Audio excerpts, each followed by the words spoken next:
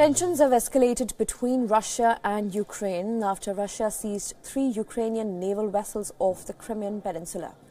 Russia also fired at these vessels, injuring a number of Ukrainian crew members. Now, Ukraine and Crimea have blamed each other for the incident. It all began when Russia accused Ukrainian ships of illegally entering its waters. Russia had earlier prevented these vessels from entering the Sea of Azov by placing a tanker under a bridge in the Kerch Strait, which is the only access to the Sea of Azov. Now, the Kerch Strait near Crimea has now been reopened. Remember that both Russia and Ukraine have the right to use the Sea of Azov. Ukraine condemned Russia's actions. Набули підтвердження стосовно дій Російської Федерації щодо вільного судоходства через Керченську протоку і Азовське море. Їх немає. Це показано всьому світу і ще наглядно показано жорстокі агресивні дії з боку Російської Федерації. The Ukrainian parliament is all set to approve President's proposal to impose martial law. The law would restrict civil liberties and give state institutions greater power. The Ukrainian army has meanwhile put on full combat alert.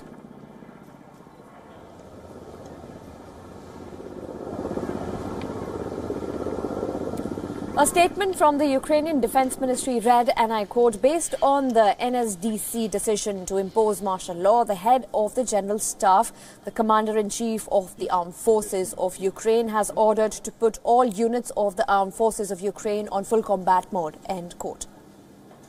Воєнний стан вводиться винятково з метою посилення оборони України на фоні зростаючої агресивності і акту неприкритої агресії відповідно до міжнародного права з боку Російської Федерації.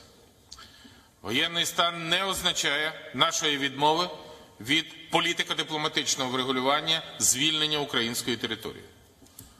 Ми маємо намір продовжити дотримуватися всіх міжнародних зобов'язань, включно з Мінськими угодами.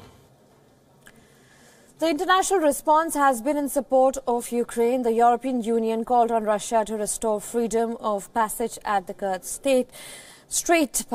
The European Union also urged everyone to act with utmost restraint. NATO said that it fully supports Ukraine's sovereignty and its territorial integrity, including its navigational rights in its territorial waters.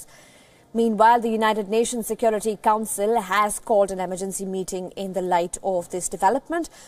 Remember, the tension between Russia and Ukraine have been building for months off Crimea. Russia had begun inspecting all vessels sailing to or from Ukraine's ports.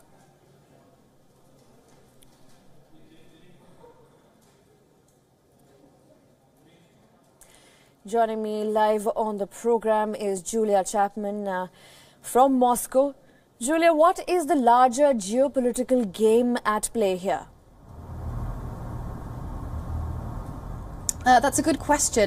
It's very unclear as of yet what each party is really thinking in this entire process, whether indeed the Ukrainian naval vessels didn't notify the Russian authorities that they were trying to pass through the Kerch Strait, or whether the Russian authorities are lying about the fact that they did, in fact, notify the Russian authorities that they were going through. So it's difficult to know exactly who is telling the truth in this situation, and whichever party is not being honest about what's going on, what their motivation might be. So some cynical people have accused Russia of possibly introducing this situation, of creating this confrontation between the two countries in response to the falling poll numbers of President Vladimir Putin over the past few months, and that this particular incident could be a way of drumming up internal support within Russia for the Kremlin's position in a standoff against Ukraine. And on the other hand, a Russian senator has accused the Ukrainian parliament, the Ukrainian government, rather, of introducing this situation by not notifying the Russian authorities that the naval vessels would be passing through in order to trigger some sort of confrontation. And he says that they're using this as a pretext for introducing martial law in the country, because of course martial law being introduced in Ukraine means that for 60 days thereafter there can be no elections held in the country, and Ukraine is planning to hold a presidential election in March, and the current president Poroshenko is lagging behind in the polls. So some critics say that this might be a way for Poroshenko to put off those elections and make him look stronger in the face of a Russian aggressor. And Julia, this is shared waters into which Russia has waded the West, and the West, in fact, will surely portray this as another example of Russian ambitions. How is Russia planning to counter this? How is it explaining its position?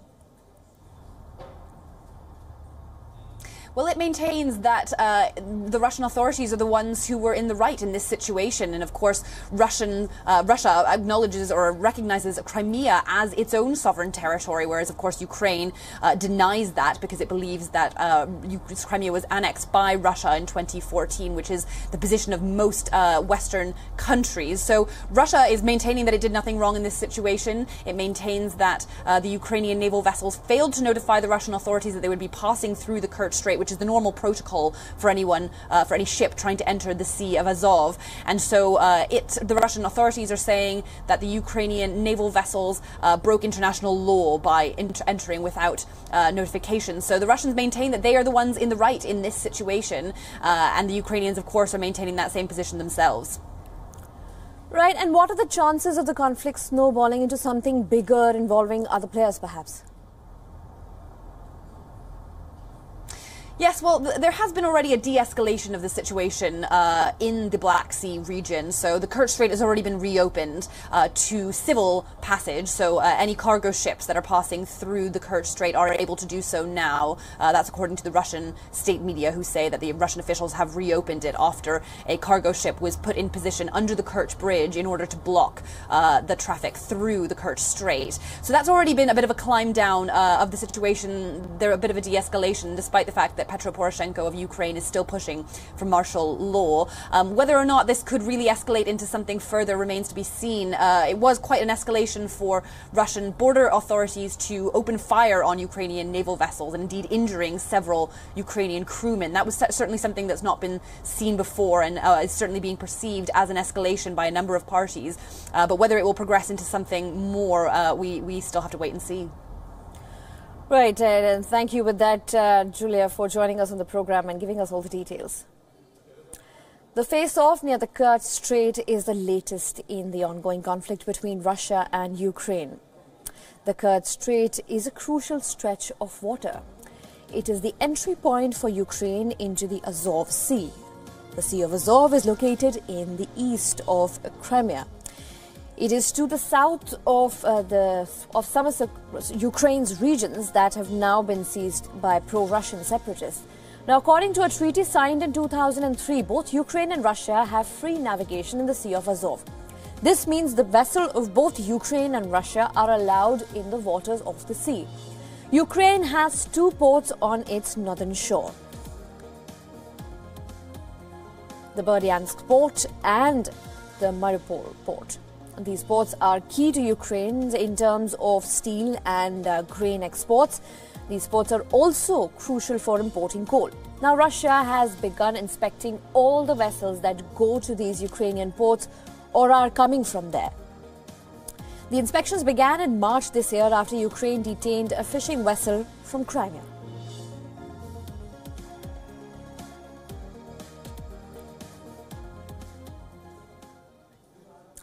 It's not just the fishing vessel incident from March this year or the annexation of Crimea that created unrest in the region.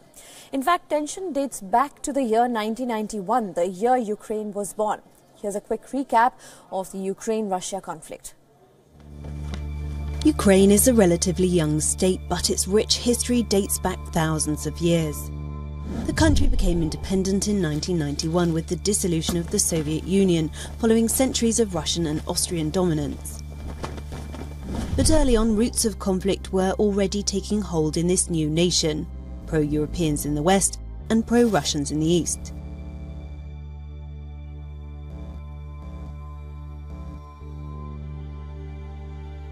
The pro-Russians also live in Crimea, although most of the rest of Ukraine now supports better relations with the United States and the European Union. Crimea was attached to Ukraine in 1954 and annexed by Russia in March 2014 in a move that was condemned by the West as illegal. Shortly after, armed separatists loyal to Moscow declared people's republics in the two southeastern regions. Effects of the Ukraine-Russia conflict have been felt across Europe. Moscow and Kiev have had repeated gas price disputes, which at times saw parts of the European Union not receive their Russian fuel shipments, which mostly go through Ukraine. The European Union and the US have imposed economic sanctions on Russia over its takeover of Crimea and backing for the eastern insurgents, with Moscow issuing a tit-for-tat response that's been unpopular with some European farmers and producers. Civilians have also been caught up in the fighting. In July 2014, a passenger plane flying from Amsterdam to Kuala Lumpur was shot down over rebel-held territory in eastern Ukraine, killing all 298 people on board. International investigators say the plane was shot down from rebel territory by a missile brought in from Russia, but Moscow and the insurgents deny responsibility. Nearly 10,000 people have been killed in fighting since April 2014, and some 1.7 million Ukrainians have been internally displaced.